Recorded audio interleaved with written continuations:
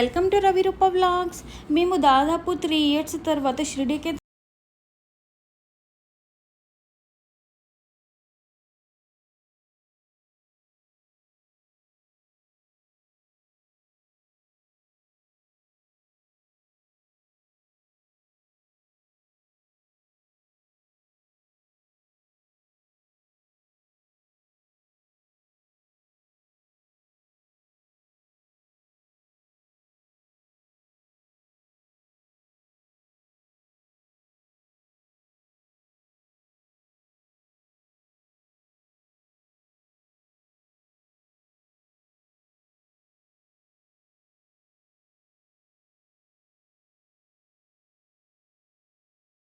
మన దేశంలోని పక్క రాష్ట్రంలో ఉన్నటువంటి షిరిడే కాబట్టి డొమెస్టిక్ టెర్మినల్కి వచ్చాం.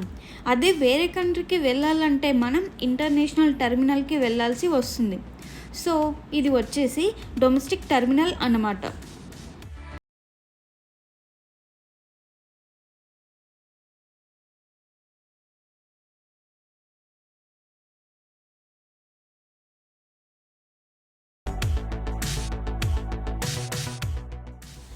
ఎయిర్పోర్ట్ లోపల అన్ని బ్రాండ్స్కి సంబంధించినటువంటి షాప్స్ ఇలా ఉంటాయి.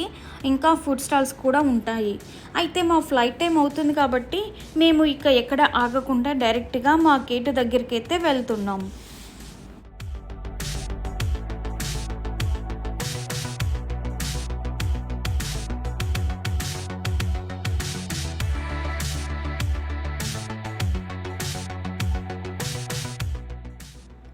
ఇదేనండి మేము ఎక్కబోయే ఫ్లైట్.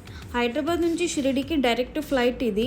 మేము 1 మంత్ ముందు టికెట్స్ బుక్ చేసుకున్నాం కాబట్టి ఒక్కొక్కరికి 5,000 లోపే టికెట్స్ వచ్చేసాయి. అయితే అప్పటికప్పుడు బుక్ చేసుకుంటే మాత్రం డబుల్ ప్రైస్ చూపిస్తుంది. సో ఇలాంటి ట్రిప్స్ ప్లాన్ చేసుకోవాలనుకుంటే మనం ముందుగానే ఫ్లైట్ టికెట్స్ బుక్ చేసుకోవడం బెటర్.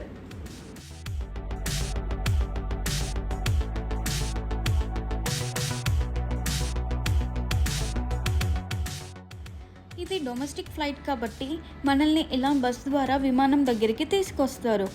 అదే ఇంటర్నేషనల్ టెర్మినల్ అయితే మ్యాక్సిమం మనకి డైరెక్ట్గా ఫ్లైట్లోకి వెళ్ళేలా ఎంట్రన్స్ ఉంటుంది.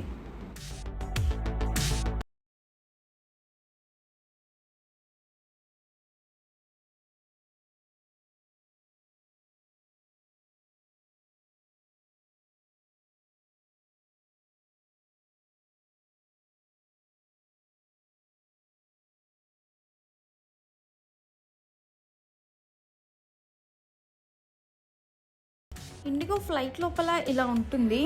హైదరాబాద్ నుంచి షిరిడి వెళ్ళాలంటే ట్రైన్ అయితే దాదాపు 16 గంటల సమయం పడుతుంది. అదే విమానంలో అయితే జస్ట్ 1 అవర్ అంతే అనమాట. 1 అవర్లో మనం హైదరాబాద్ నుంచి షిరిడికి వెళ్ళిపోవచ్చు.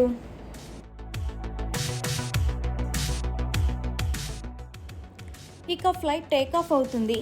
కొద్దిసేపు ఈ వ్యూస్ చూసి ఎంజాయ్ చేయండి.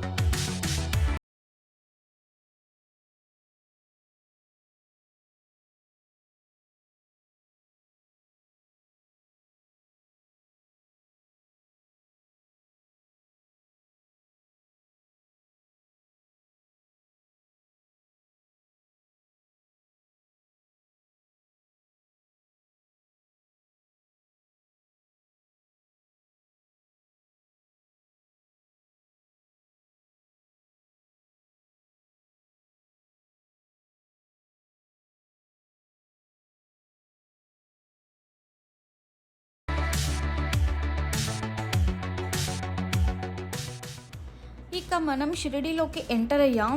ఇదేనండి షిరిడి ఇంటర్నేషనల్ ఎయిర్పోర్ట్.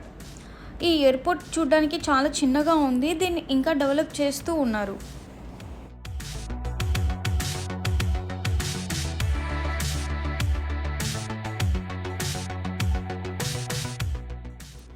ఎయిర్పోర్ట్ బయటికి వచ్చి క్యాంప్లో మేము బుక్ చేసుకున్న షిరిడి సంస్థాన్ వారి రూమ్స్కి అయితే వెళ్ళాం. రూమ్స్కి వెళ్ళి ఫ్రెష్ అప్ అయ్యి ఇక దర్శనానికి అని బయటికి వచ్చేసాం. ఇది వచ్చేసి షిరిడి సంస్థాన్ వారి క్యాంటీన్. ఇక్కడ మనకు చాలా తక్కువ ధరకే coffee, tea, tiffins, water bottles అమ్ముతున్నారు.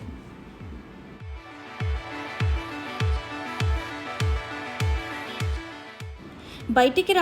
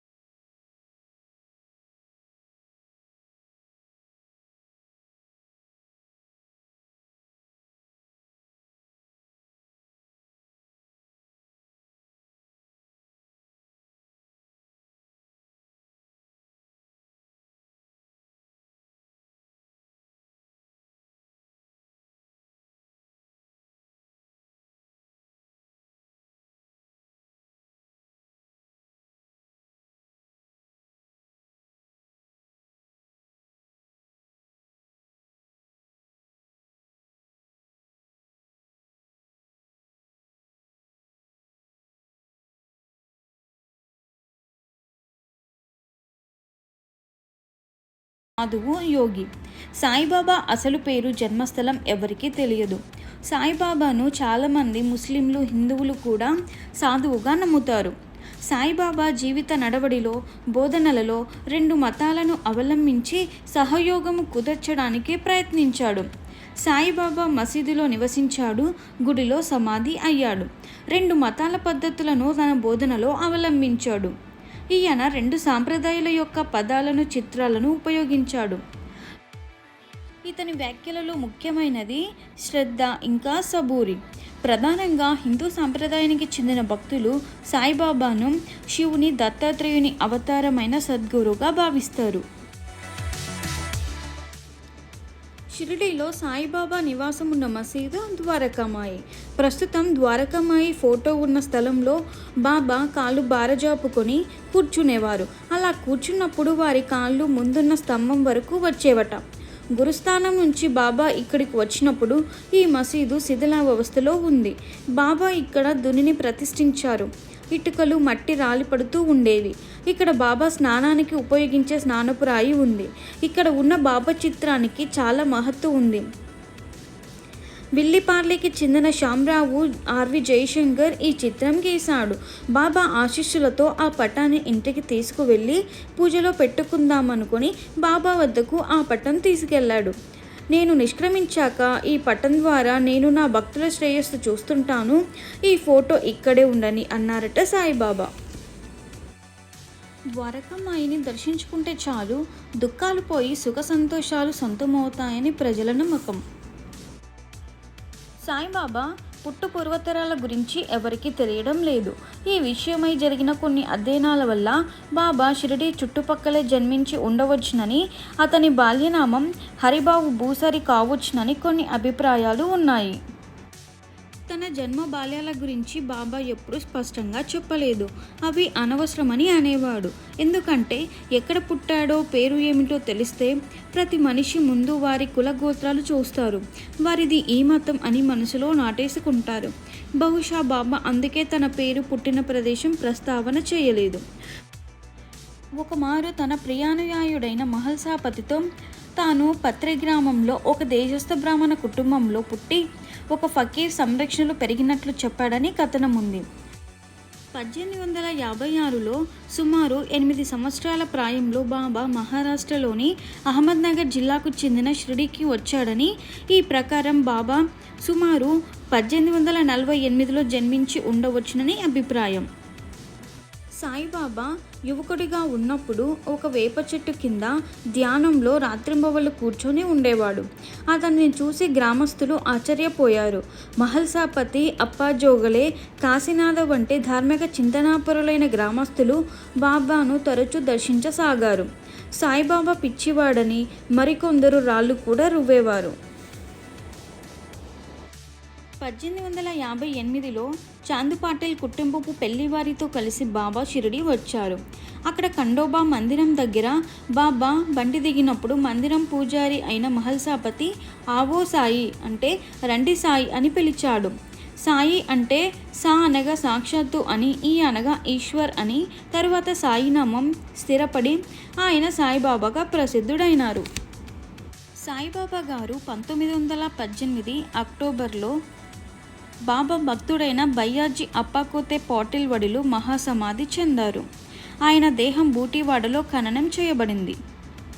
అక్కడే సమాధి మందిరం నిర్మించబడింది.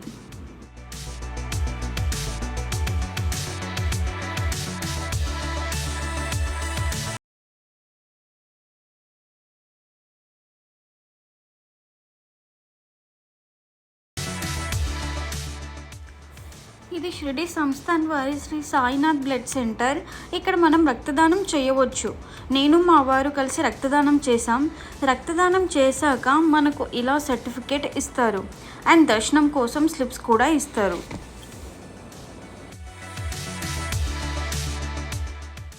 ఇక షిరిడి నుంచి హైదరాబాద్కి అయితే తిరుగు ప్రయాణం అయ్యాం. ఈ షిరిడి వీడియో కనుక మీకు నచ్చినట్లయితే లైక్ చేసి షేర్ చేయండి. ఇంకా